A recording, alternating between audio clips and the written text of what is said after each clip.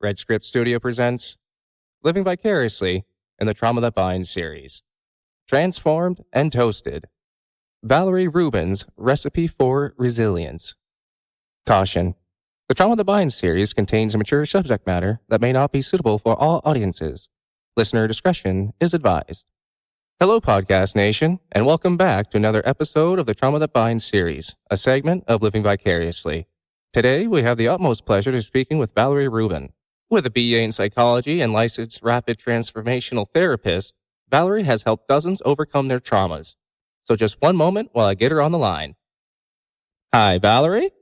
Hi, Tim. How are you? Not too bad, my dear. Yourself? I'm doing fabulous. Thank you so much for having me on today. Well, thank you for reaching out. I appreciate that. Now, being as we had to work around my schedule there, I appreciate that also. So why don't we just tell the listeners how we kind of got connected there, a little about yourself, and how you think you can help our listeners overcome some of their traumas today. Absolutely. So how we got connected was through a Facebook community, really looking for speakers and people who are on podcasts.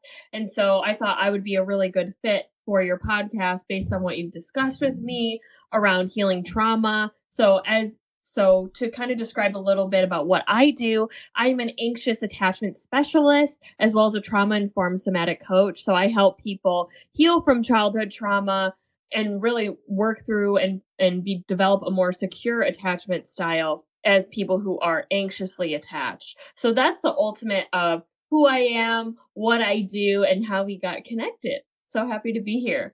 Perfect. That's exactly how it happened. And then again, I'm so glad we were able to connect there. And again, thank you for reaching out, my dear. I do appreciate it. Like I tell all my guests, it's folks like you that make this show. And I'm so glad, again, that it is what it is right now because of folks like you. So, being as you have such an extensive experience in trauma personally and professionally, how about we start with the personal side? What got you into, well, would you mind sharing a little bit about your past that started this? Absolutely. So personally, like on a personal level, I grew up with a narcissistic father as well as an emotionally unavailable mother. And then I also have one of my brothers is autistic. So my needs were always put to the side. I had a lot of beliefs that my needs didn't matter and that in myself created a really deep attachment wound where it caused me to be anxiously attached. It caused me to have a lot of low self-esteem. And I really was struggling with debilitating, crippling anxiety, for a few decades at that point. And not until I was around 21, 22, where I was able to really get to the core of where this anxiousness really stemmed from. At that point, I started therapy when I was young, around, actually very seriously. When I was around 18, 19, I was really struggling with anxiety and it really started to manifest into different health issues. So I had chronic joint pain, starting with chronic headaches, then chronic stomach aches. Then it went into neck pain. And then it really ultimately, it started to really manifest greatly in my body to the point where I felt, at this point in my life now, is in my mid-20s, I thought I was going to be in a wheelchair by now. So I was struggling with chronic pain for 6 years. And then after, doing therapy, I was doing talk therapy for around 5 years. I was doing yoga, meditation. I even tried medication and nothing was moving the needle for me. And then I found this person who was a RTT therapist and a hypnotherapist. So she really helped me move the needle forward and get to the root cause of what was creating this anxiety in the first place, really tap into my subconscious mind. What was causing it? What beliefs did I have that were fueling the anxiety? And it really helped me to work through that. And then as I was doing hypnotherapy, I decided I wanted to drop my plan of getting a PhD in clinical health psychology. And I decided to become a hypnotherapist. And then as I was going into this path, I noticed that a lot of hypnotherapy, it can keep you really stuck in your mind intellectualizing things. So then I started to broaden my horizons even more. And I discovered somatic therapy. So brain spotting, parts work, nervous system regulation and the different states that we're in. And those actually, the nervous system really contributes to our thoughts, our attachment system, our attachment style, and really what we feel on a day-to-day basis. So now I've created a lot of this somatically trained curriculum that I now teach my clients as I really help them move from anxiously attached, not feeling good enough, really having a lot of childhood trauma, to building a securely attached system. So that's really what got me into it, and how it really transformed into me with this professional career that I am so deeply fulfilled by. No, that's amazing, Valerie. I appreciate that. You had some personal experiences and now you're using that to make other people feel better. That's completely amazing. Thank you. Thank you so much. It's really what fulfills me so much, because every client I have, I feel like I'm talking to my past self. Well, and that's exactly it. Because even with some of the guests that I have on the show here, we talk before the show. We understand what's going on with each other, and then we realize we're just not that different after all. Oh, absolutely. I believe that we're all just walking each other home, and we all are human. We're all struggling with so many different things. And something that I really find with people who are anxiously attached is they start to have this belief formed that there's something wrong with me. I'm not good enough. And that's not actually their true adult self. That's coming from their child self, because when you're young and you have an emotionally unavailable parent or parents, you learn and you start to internalize, oh, something's wrong with me, I'm not good enough, not because that's the truth, but because at that age, we're meaning making machines. And so we can't have access to our logical mind yet because it's not online. We're a child. Everything feels personal. And so for us, when our parent isn't emotionally available, we don't think, oh, maybe their parent passed away, they're dealing with a lot of stress, they're trying to put food on the table for me through working a lot. We just think, oh, they're not here with me because there's something wrong with me. I'm not good enough. And so if we don't heal that underlying pattern and that underlying subconscious belief, we will now be reflected that into our external world, meaning we will attract partners who mirror that back to us and make us feel that way, because that's what we're already subconsciously feeling. And that's what we attract, because that's what is unconsciously familiar to us. Okay, that's an interesting thought. I never really thought about it that way. And sorry, if I may backtrack to something you had said earlier about your hypnotism, I had come up with a question about that, and I just didn't want to interrupt you because A, you were on a roll, and B, it was some very good information there. So my question about your hypnotism, how did you get past the stigma? Because everybody thinks when you say hypnotism, you think of the guy on stage trying to make it quack like a duck.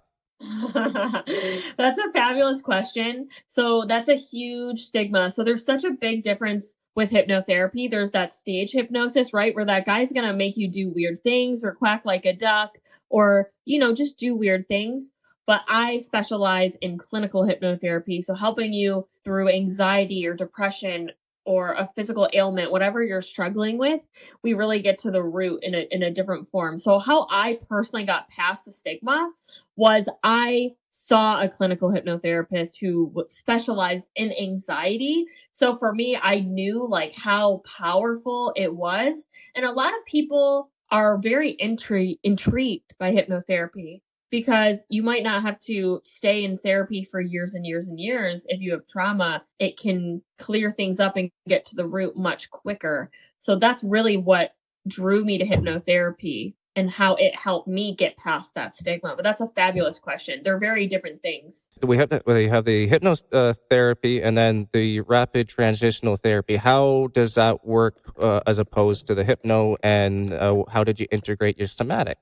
Absolutely. Fabulous questions. So there is a difference between regular hypnotherapy and clinical hypnotherapy, and really how I do it. So for me, with my background of somatics, it's really important that people feel safe in their body before doing hypnotherapy, because hypnotherapy can bring up a lot of stuff, like a lot of deep traumas that our body might have dissociated from, our brain might have dissociated from. to keep us safe, right? We're so unaware of these beliefs.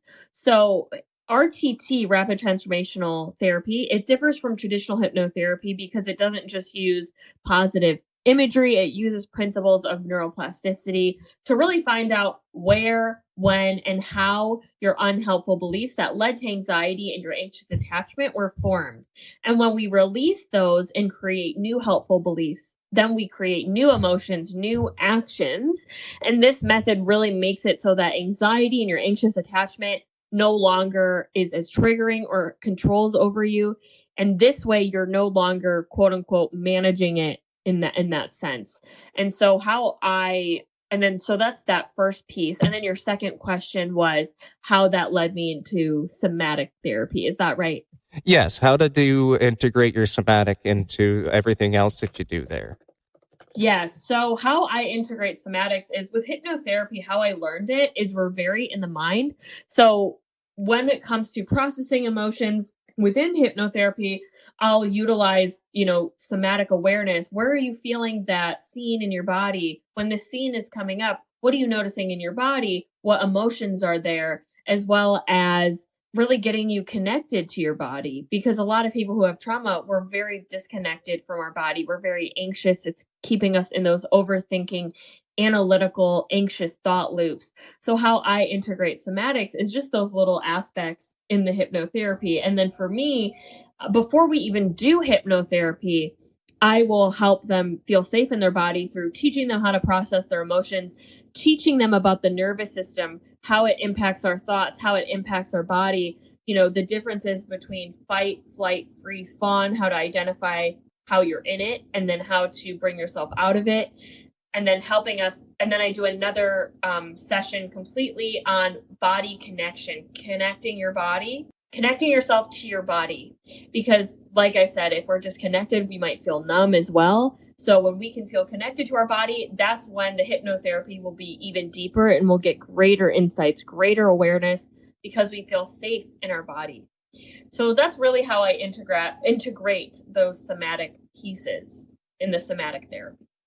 Okay, that's kind of interesting. Like I've never really had any experience with like anything that you do there. So it's just it's interesting to me because you're taking aspects of science and religions and philosophies and just putting it all together to help heal people. That's kind of basically what I'm doing in a way, but obviously I'm not licensed in psychology. But no, it's intriguing. It's very intriguing. Thank you. Yeah, it's really so powerful when you add in the somatic therapy piece because we can't think our way out of an anxious loop. We can't think our way into feeling safe. We have to actually feel safe within our body. So that's really why somatic therapy to me is so healing and helpful for people. No, exactly. And I'm glad that you were able to find a system that works to help other people. Now, when I was looking at your page there were some testimonials, some very, very nice testimonials. Is there anybody specifically that has been a huge success story for you? Yeah, so my one client, I've been working with her for around, a few years at this point. I work a lot with business owners, coaches, as well as, people who have complex post-traumatic stress disorder. There might be more to uncover and work through. So for this client, it was before she was working with me. She definitely fit the criteria for generalized anxiety disorder. Her self-worth was really not as high as she would like. She was people pleasing, really struggling with her business. And so what happened was after working with me, she has quit her full-time job. She now has been skyrocketing her self-worth. She's definitely much more securely attached. Before working with me, she also didn't have any friends whatsoever because she had a lot of those avoidant attached tendencies because people to her felt very unsafe, especially if you have social anxiety or complex post-traumatic stress disorder. Connection can feel very difficult and stressful. So for her, after working with me, she has an amazing group of friends. She's one of the top athletes in Canada, as well as now she's been scaling her business to $20,000 months. and she literally has achieved all of her dreams after working with me. But it's not just because of me, it's because she has put in the work. She has dedicated herself to healing herself so that she could get to the other side of that. And when you can really commit to yourself that I want to live a different life, that's when things really start to shift. No, you're absolutely right. As soon as you realize you want it, then you put your whole heart into it and go get it. Absolutely. And there's so many fears and blocks and trauma wounds that can get in the way of having that healthy relationship, having the business of your dreams, and really living a life that you feel proud of. Because it's unfamiliar. We've been used to putting our needs last. We've been used to feeling unsafe being seen, and all of these things are needed in order to have a successful business or quote unquote successful healthy relationship. No, yeah, we could get, and I think it also has it has everything to do with your upbringing and as well. It's all environmental, and as you said earlier in our session here about harboring childhood traumas and like thinking that mom and dad are just don't want to be with you type of thing. Now, how do you get people to kind of see things in a different light from stop harboring that type of thing? Because just in my experience alone, I've gotten over it personally already. But when I was growing up, I don't know if you had seen or heard of my previous podcast, but my father committed suicide in 1998, and I was only 4 years old at the time. And so I was, when that had happened, being bullied quite cruelly by kids saying that he did that just to get away from me.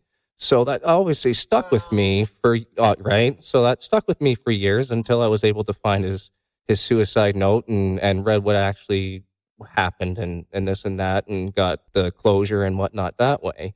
But for listeners who haven't gotten over that type of situation, what would be a good starting point? What a good question. And just to like acknowledge that that's a huge trauma. Like I can't even imagine how difficult and painful that must have been to lose your father at that age. And then on top of it, then you're bullied around it and people are saying those such cruel things. That's just so awful to experience. So I'm so glad that it sounds like you have been able to move past it, because those are really big traumas. I appreciate that. Thank you. And then it's just kind of I don't know if you get used to it or you just learn some things over time, but you just have to let it go so it doesn't hurt you anymore, right? Yeah, absolutely. And to answer your question, how do I get them to see it in a different light? So I'm not really getting them to see anything in a different light. What happens is when we work in the body and process the emotions that are stuck around the trauma. So a lot of people, maybe a memory will come up. I'll give an example.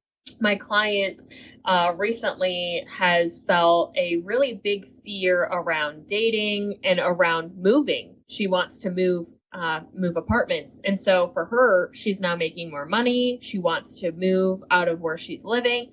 And so for her, that brought up a lot of anxiety and almost just like she just couldn't move forward. She couldn't take the task of calling a landlord. She wouldn't be able to get past it.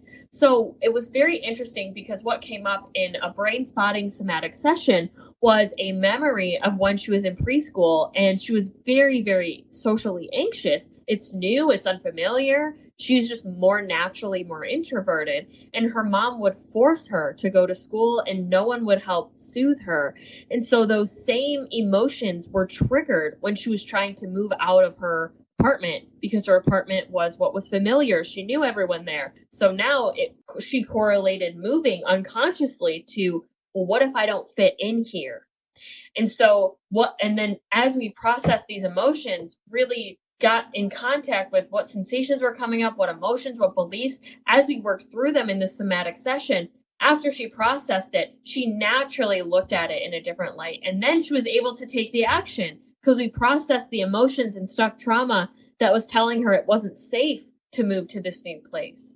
Okay. No, that's absolutely fair. So you talk through it, you get her to open up about this, the situation.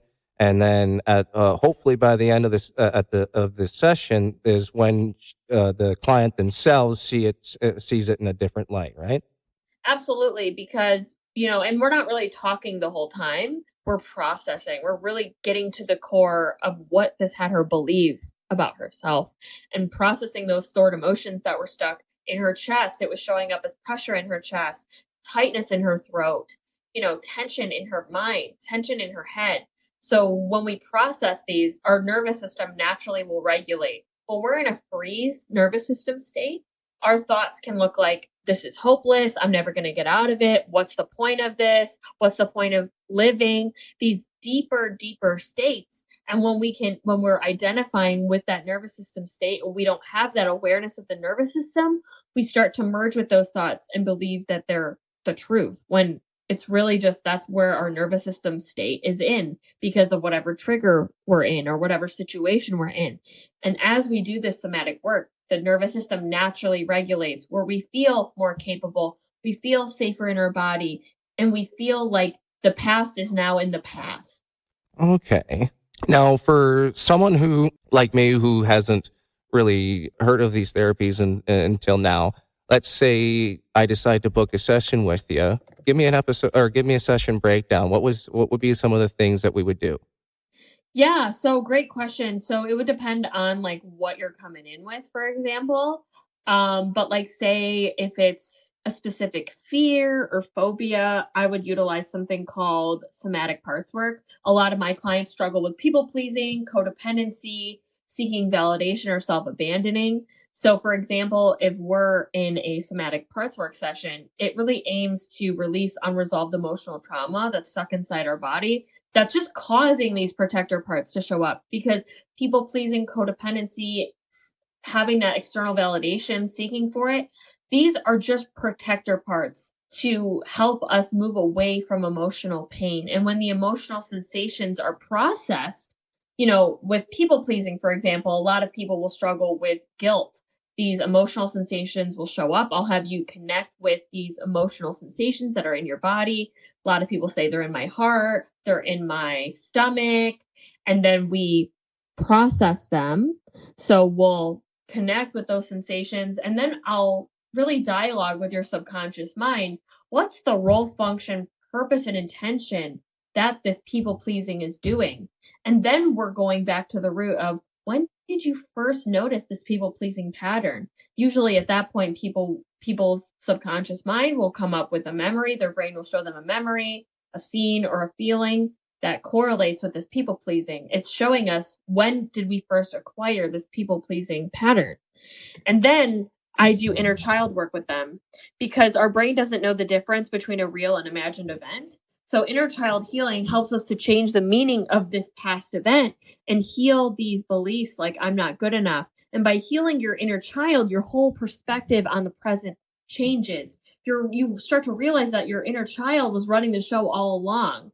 And then after you heal this inner child, your adult self is now in control. So we do that by first acknowledging this inner child. For using your example, okay, when you were young and then you were bullied because now your classmates are saying that you're the reason that he passed away. Man, what did you need to hear back then? What did you want to share? What did you need to share and get off your chest? Maybe I felt so alone. I felt not good enough. I felt this was my fault. And then processing those emotions, hearing and acknowledging this younger version of you who was so hurt by being bullied.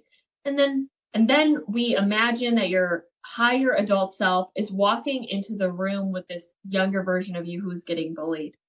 And we imagine that, this adult self asks this younger version of you, what did you need to hear in that moment? I needed to hear that it wasn't my fault, that I'm good enough, that my father loves me, and that, I'm lovable and there's nothing wrong with me. And then you repeat it back to them. You're giving them that love that they never received. And then a part of that inner child healing as well is this adult self rescues this younger version of you. And we imagine that we're taking this younger version of you to your safe place. Maybe it's the beach. Maybe it's the mountains. Maybe it's with your cat that you love so much. So then as we do that, we're upgrading this younger version of you. And that way they're no longer stuck in the past. They're now in the present moment with you. So that's just one example of somatic parts work, which is one of the modalities that I specialize in that has to do with inner child healing. And hypnotherapy is very similar to that. in that sense. But yeah.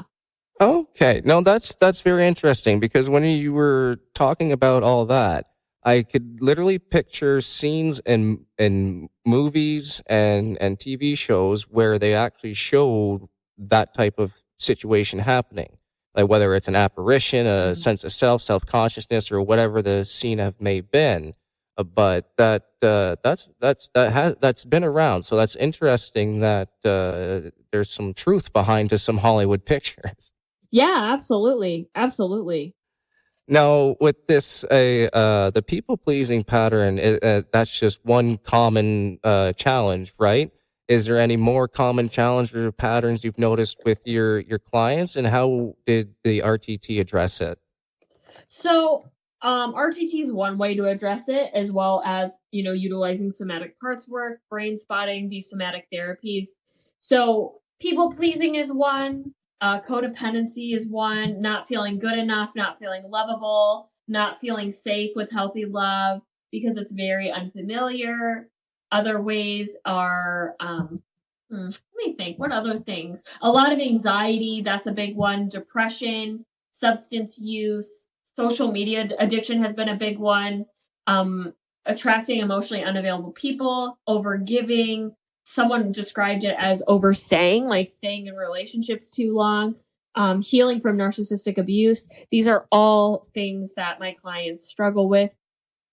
Fear of being seen. So these are all things that RTT and my other modalities really help to work through and heal.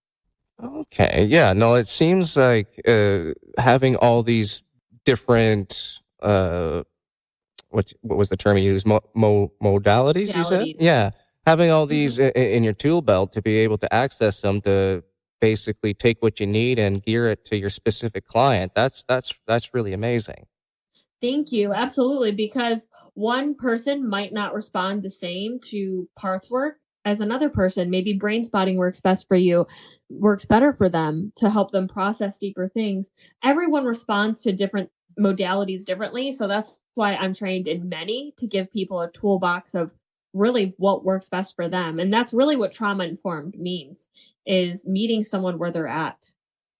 Now, when someone comes up to you that doesn't really have any idea of what, like they're just stuck, they have no idea what any of this means, you like, let's say you found them on Facebook or whatnot, they're having a hard day, you throw something up, say, hey, I'm so and so, come to me if you need help, and they actually do, and you now when you're just talking with them, are you automatically thinking of which modality to use, or is there a specific kind of I'll start with this one. If it doesn't work, move to the next one type of thing?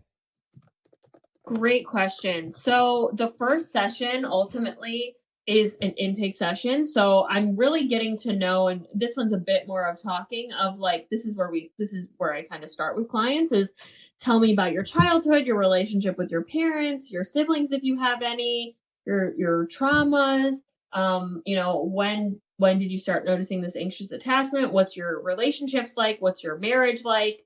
What's your relationship to food? What's your relationship to work? If they're on any medications, just so many different aspects. So I start with there, and they'll also tell me if they have, maybe done talk therapy or done hypnotherapy or other somatic work. And then we kind of go from there. But I first start off with first few weeks are usually the same. So the first week is that intake, and then I'll use something called safe spotting. It's another version of brain spotting. So brain spotting ultimately helps to unstuck a lot of those trapped emotions and traumas through the body. So how brain spotting really works is it helps you locate where your trauma memories are stuck in your body so that you can release them. That way these triggers stop showing up in your present day. So just like we can process the triggers, it will also help to activate calmer states in the brain, because brain spotting helps by really ultimately where you look impacts how you feel. So if you notice you're talking to someone, Tim, and you notice they're looking up or down or to the side, that's because they're processing.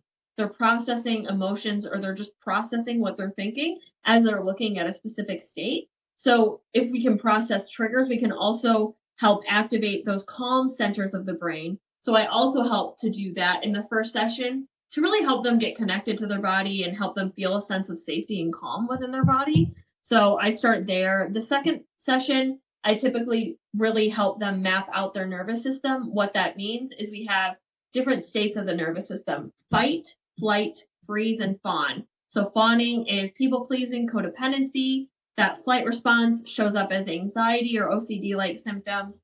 Freeze is like those depression symptoms, feeling really sad. And then fight is that anger response. So we need to help people feel safe in their body within these states. I teach them how to identify what their patterns are and what nervous system state they're in, and then specific tools for that nervous system state that we do together to help them get out of the fawn response or get out of that anxious response or overthinking spiral. So that's the second session. And then the third session, we will typically do something called body connection. So if we're numb or disconnected or anxious, we need to help connect to our body's sensations and emotions. How we do that is through somatic awareness and different somatic movements. So I help them get connected in their body through there. Usually people will tell me they feel the most relaxed they've ever felt in after that session because they feel really in the present, really connected to their body. And then the next session, if I have clients who are big people pleasers, I will spend an entire session on different somatic exercises to heal that people pleasing response and release guilt. A lot of people pleasers will have a lot of guilt for saying no. They'll have trouble saying no. And so I help them to process that guilt and feel safer in their body so that they aren't stuck in that fawn people pleasing response. So that would be an example of the first few weeks to a month of working with someone. But after that, it's really meeting them where they're at, trying out the different somatic modalities, and they'll really get a sense of which modality works well. And sometimes it's all of them. And so we just kind of work through with what comes up.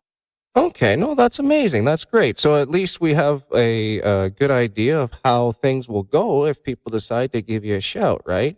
Now, when you were Yes, absolutely. perfect. Now, when you were speaking, one of the things you had mentioned is somebody looking around, looking up, looking down, that type of thing.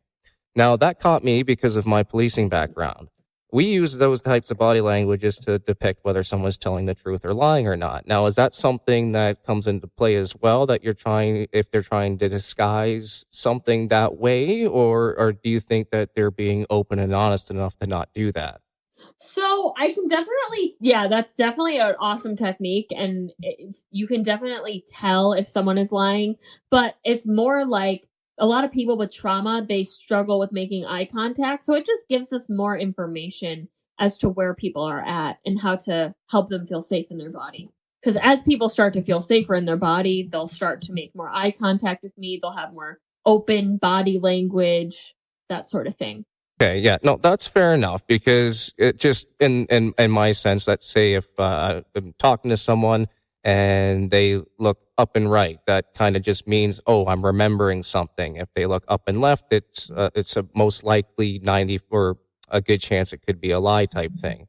So it just for me, it caught me that way because of how I was trained. Oh, wow, that's pretty fascinating. Right? Yeah, Because that's really cool. you have to use body languages that way to figure out whether people are being deceitful or whether they're telling the truth. It's just one of those detective skills, actually, that you kind of get a good foothold first on basically how it works. And then once you go to policing college and then throughout your career, it just becomes more of a natural instinct. Right. That would make sense for sure. It's like you're becoming so familiar with how to interview them. You can tell when they're lying, when they're not. And yeah, especially if someone's looking down, it's usually because from what I've observed in my clients at least, is like it's usually like they're shut down or really sad, might feel guilt. Okay, so at least it's just funny how we're both kind of using the same things, but to a different degree. I love how transferable these types of systems are. Yes, absolutely. It is the coolest thing. It's amazing. We've talked about some of the misconceptions and trauma. Now, are there some like big type of misconceptions that have come across? So I think a lot of misconceptions is, this is just like my personal opinion, is that we can just think or talk our way out of trauma. Trauma can be big or little, but it's impacting our nervous system in big ways. So a lot of people will tell me, I've been to therapy for years and I actually feel worse. And it's because we've been taught that talking our way through things is how to process them. But talking through things, we're actually reliving our past. Our body doesn't notice the difference between a real and imagined event. So when we're talking about something over and over again, we're usually doing it because we're trying to make sense of it. But what's really happening is we're reliving and re-traumatizing our body and our nervous system back to those same patterns and traumas. So that's a really big misconception. And that's why I'm really passionate about working with the body. Okay, no, that's great. That's again, that's something I hadn't really thought about myself. But when I'd recently come in contact with an old acquaintance, they made a Facebook post, and she's feeling pretty down, depressed, and whatnot. And I had reached out to her like, hey, I don't know if you remember, we met like 15 years ago, but this is what I'm doing now. If you need any help, please reach out to me. I can find you a life mentor, a coach, a therapist. I just reach out if you need some help, right? And so she explained that she just is feeling the way she's feeling, which is fine. It's totally okay. You're allowed to feel the way you do. But she just didn't want to talk about it because of that reason, because she didn't want to relive of whatever she's going through. Again, which I completely understand. Now, how do you get somebody to open up who's stuck like that? So my first thought is like, that's so understandable that she wouldn't want to like relive it and re-talk about it. So we're not really talking very much. We'll talk about, okay, firstly, what do you want to work on? Maybe it's, I'm really depressed. I'm really feeling shut down, because this, and this. But then it kind of stops there and I get them into their body, really connecting back to those sensations. And then a lot of the time we'll do somatic movement and to help actually release that trauma that's been stuck in the body. So that's really where I start with. And ultimately people see me because they really want to work through these things. And so I haven't really had that issue that they like don't want to talk about it or talk about issues, but a lot of my work isn't even like, we're not talking for an hour and a half. So that's really how my work is a little bit different and how I kind of work with clients. Okay, fair enough. Now, in working with the body, is that one of the just key factors into a successful long-term healing, or is there other key factors you'd like to mention that have been more successful or just as successful? I would say that really impacts people's success, like so much. That would be one. And then also like your environment, like who are you surrounding yourself with? Like people say you are the 5 people closest to you. And I feel like that is absolutely true because our nervous system literally syncs up to other people's nervous systems.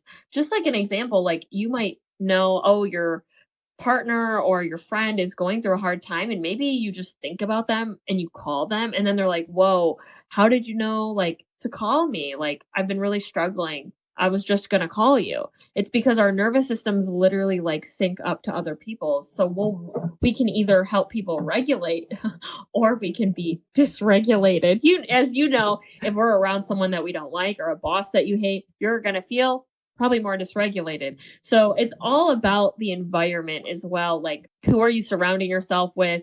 What content are you consuming? What are you doing on a day-to-day basis? I also believe that diet and your gut health really, really, really can help with trauma because 80% of our brain, 80% of our serotonin is not made in our brain. It's actually made in our gut. So working on your gut health, making sure that your blood sugar is balanced by eating a protein, carb, and a fat with every meal because our brain is 60% cholesterol. So when we're eating fats, we're helping our brain. We're having those healthy fats. So those are also very, very important things. I would say those are the 2 other most important things. And then alongside goes with that, like having a healthy exercise routine. something that brings you joy, something that moves your body, sweat it out, let off some steam. For me, I'm a dancer. I'm also on 2 dance teams, as well as I love yoga. So I'm a huge proponent of exercise, eating in a way that nourishes your body, and surrounding yourself with the right people. I can appreciate that. You're absolutely right because it does depend on the environment you're in, the people who surround you. And I've also come to notice that, yes, it does depend on what you put in your system as well. And again, with the third thing about having something to move yourself and this, that, the other thing, you're absolutely right. When I'm getting into some sort of depressive state or kind of a lull or whatever, my first go-to is because, again, this is what I'm trained in, is martial arts. Mm, that's amazing. My dad has 3 black belts, and my Oh, brother has a second-degree black belt in Taekwondo. there So you I love that. go. I also was a boxing instructor in college and loved that. Like that's if you're in that fight response, if you're angry, highly recommend to do a boxing class. But yeah, we're all really into that as well. So that's amazing. Oh, no, that is amazing because you're right. If you have that high energy, high kind of anger kind of towards the world type of thing, nothing better than beating a punching bag, even chopping down a tree. I've done that before. I've gotten kind of angry and the work needed to be done. So I decided to throw away the chainsaw, got the old axe out and took it down. And then, yeah, that was my cathartic, thing for the day, for that day anyway. Yeah, that sounds incredibly cathartic, and like it really helped process a lot of that anger for you. That's so wonderful. Well, and I appreciate that. Thank you. I think that's one thing that people need to find is a way to release all this pent up energy. And it seems that you have found a system that really works at doing that. Yes, absolutely. I just think that we become so suppressed and depressed, and it's like we need to release some of this energy so that we can just live our lives to the best of our ability, and yeah, finding movement that brings you joy that you're not dreading. No, I can definitely appreciate that because it's just when I was in college for police foundations, we had to do the mile and a half run, right? And it's on a treadmill, and of course, I'm not a big runner. I was about my heaviest weight was about 300 pounds, and now I'm down to about half that because of everything that I've Oh, done. Uh, but so I don't like running and we are obviously forced to run. So if you're in that type of situation where you feel like you're forced to do something, you're not going to give it that 100% as you would if you had chosen to do so. exactly, exactly. Finding something that brings you joy. But wow, that's what a transformation though, going from, over 300 pounds to half of that. Well, I appreciate that. Thank you. It was a long process, and notwithstanding depression, poverty, and other the traumas that I went through, kind of put that into the situation where the weight scale where I am. But there was this one point where I was just like, no, it wasn't healthy, and that's what got me into the police foundation. So that got me down to about 180 after the program was done. And then subsequently it's just trades jobs here and there. And my last trades job was masonry. So that was very physically and labor intensive. And that's what got me down to about the 165 mark. And that's kind of where I've been staying, which is nice. Wow. Yeah, it sounds like that weight change has been really beneficial for you, and it sounds like your jobs have just been more physically labor intensive. Well, and I think that's just me. I was like, I'd rather get kind of paid to work out instead of go work out because it's just like, again, it's just one of those things you feel like you're forced to do is go work out. If you like, there's many people, they wake up, they go for a run because they feel like doing it. And I absolutely admire that because I can't do that. There's no way I'm waking up at 4 a.m. to go for a freaking run just to feel good about myself for the day. No, I'll have a coffee and I'll go do my work. Thanks. Dude, I completely am with you, Tim. I am not a big runner either. I love to dance and I love yoga, and I really like boxing, but yeah, I can't get myself to run. So I hear that. I'm the same way. No, that's awesome. So now, where do you think, or where do you hope healing is going to go into the future? great question. I don't think anyone has asked me that. I believe more and more people are getting more educated and getting more to the root cause. I think that's really where it's heading more towards. I believe that like the traditional mental health system is super broken.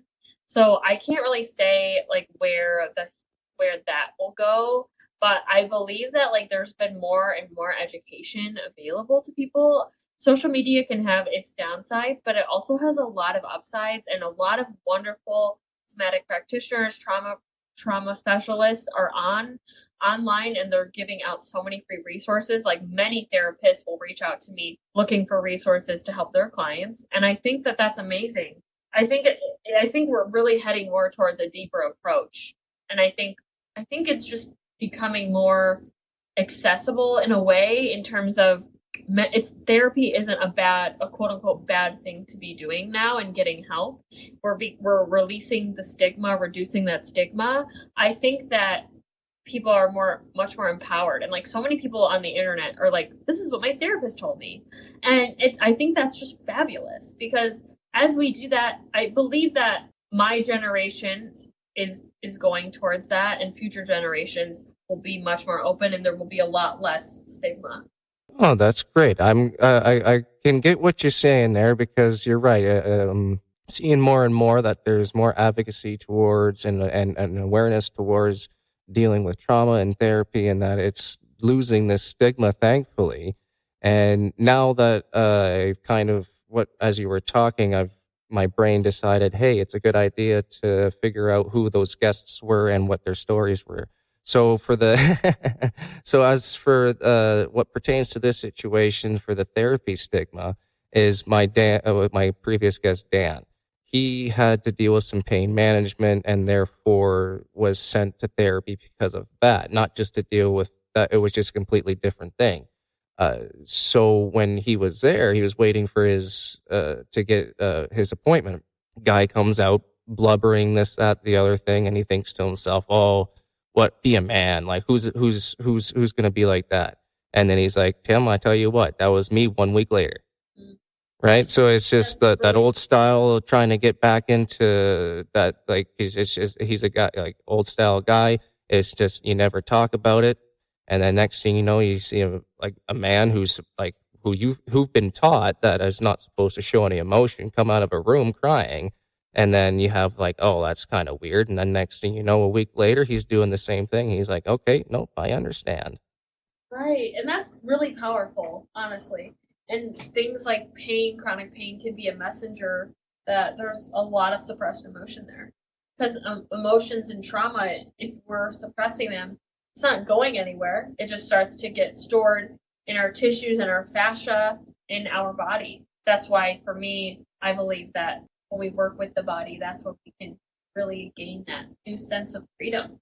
And exactly. And then it's just being able to be shown that, because you just don't know until you ask the right questions or are shown it.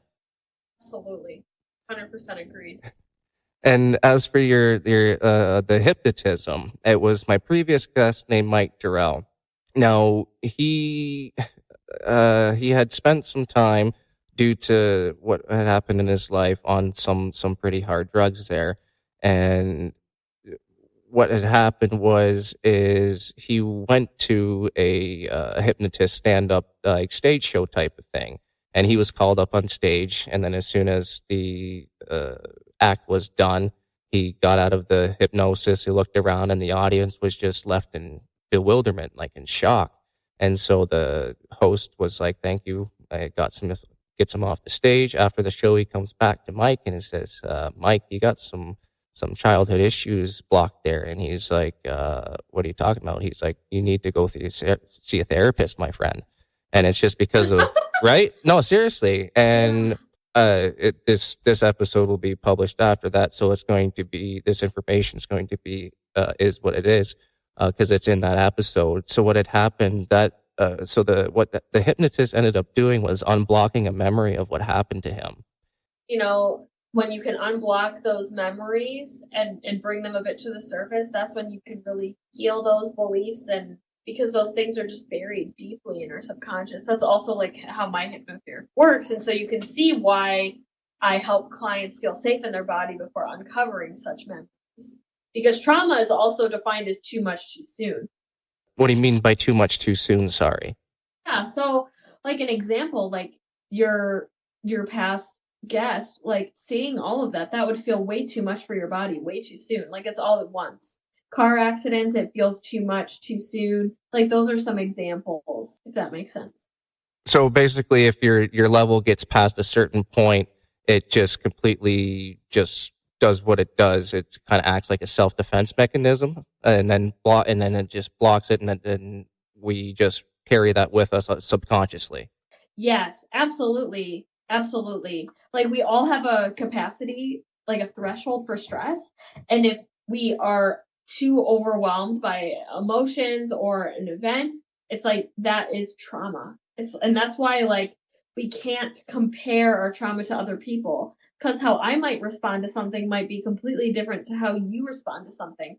Like people discuss being in wars, like if you're in the military, one person may develop PTSD and one person may not. It's all because their capacity to handle stress is completely different than someone else. Makes sense. No, you're exactly right, and that's actually one of my big things that I tell people is trauma can't be compared.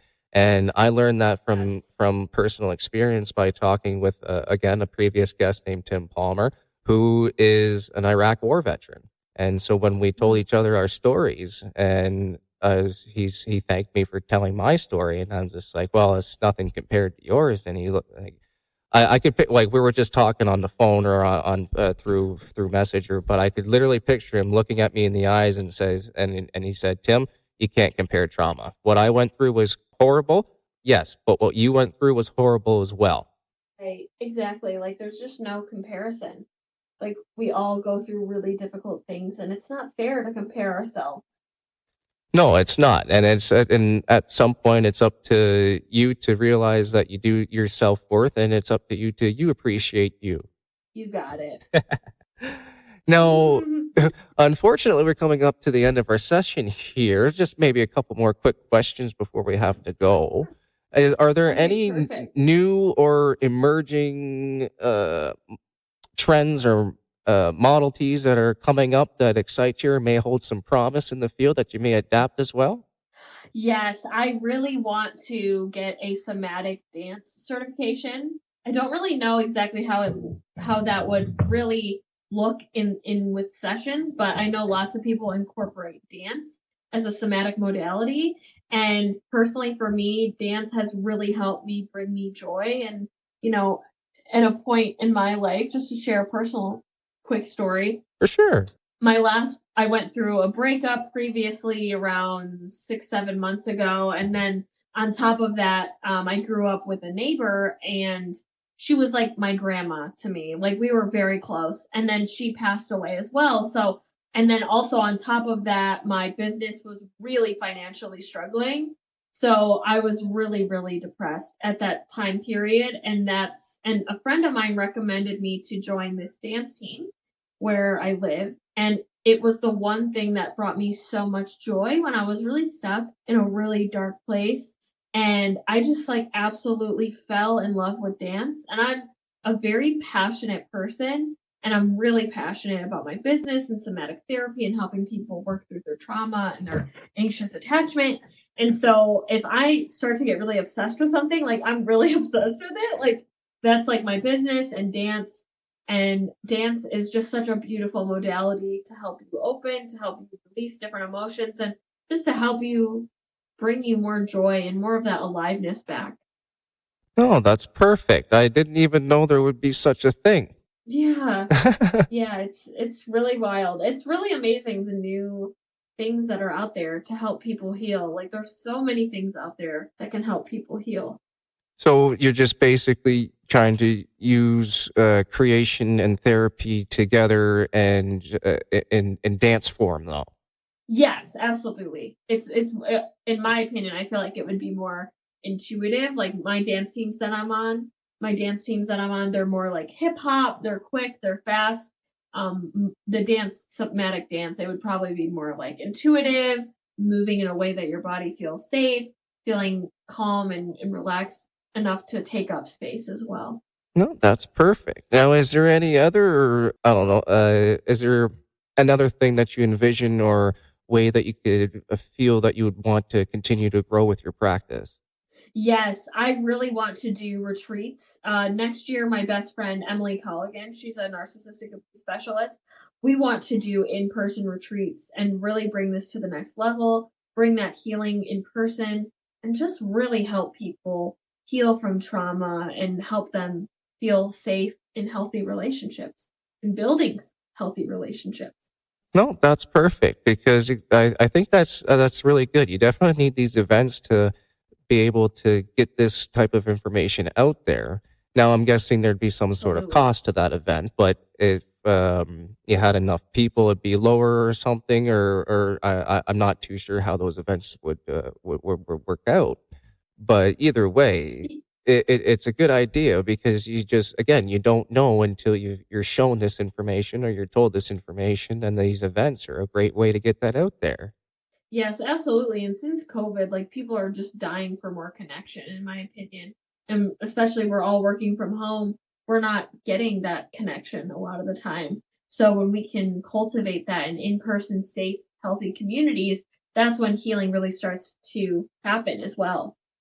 Yeah, you're right. Because COVID did play a huge, and we're still, I swear, we're still dealing with the aftermath of it, even though it happened years ago. But it was still a 2 year period of that affected everybody's lives. Yeah, absolutely. Now, that all being said, hopefully no more doom and gloom there. Is there any type of message, a hope, or piece of advice that you would like to give our listeners for our last little question here?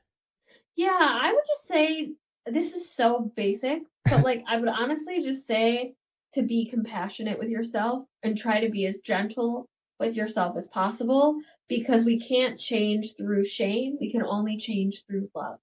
That's perfect. I appreciate that. That is absolutely right. Yeah, amazing. Well, Valerie, this has been an absolute pleasure. You're an amazing, remarkable woman. I have an extraordinary time just listening to you talk about what you do and how you help people. Now, where can people find you, my dear? Yeah, thank you so much, Tim. I really appreciate that. So people can find me on Instagram. It's at Heal with Val, HEAL with VAL, or they could find my podcast as well. I'm the host of the Anxiety Recovery Podcast by Valerie Rubin. It's on all platforms, Spotify, Apple Podcast, Anchor, all of that amazingness, as well as they could find me on Facebook at Valerie Rubin, Valerie, and then Rubin, Rubin. And then the last one is if they're curious to, what my 12-week programs are about or they want to work with me longer term, I have a 3-month anxious to secure healing program where I help people reparent their inner child, utilize somatic therapy, and really heal their anxious attachment so they can become a match for healthy, secure love. So that website is healmyanxiousattachment.com. Okay, perfect. So lots of information to get everybody to find you. Yes. Thank you again, Valerie. I appreciate this so much for coming out today. Now, I don't know if I had mentioned to you earlier, or at least on the maybe I don't know if you've seen my post yet, but to thank our guests for coming out to the show. All of our published guests are getting a custom T-shirt made by my merchandise coordinator over at Creative Mayhem. So we're definitely going to keep in touch about that and get your free T-shirt sent on us. Oh, that is so kind of you guys. Thank you so much. Oh, it's our pleasure. Again, it's just our way of thanking you for coming on to the show. And what I tell everybody, it's folks like you that make the show what it is. I wouldn't have my show if it wasn't for folks like you. So it's just maybe it's just a small way of my way of saying thank you. Awesome. Thank you so much, Tim. It's been such a pleasure being on your show. Well, I appreciate that, Valerie. You have yourself a wonderful rest of the day, and we'll keep in touch, okay? Awesome. You as well. All right. Thanks, you, my dear. Bye now. And that was Valerie Rubin, everyone. Very insightful and lovely to boot. If you have unprocessed trauma, please consider reaching out to Valerie. She is nothing but a true professional and really cares about her clients.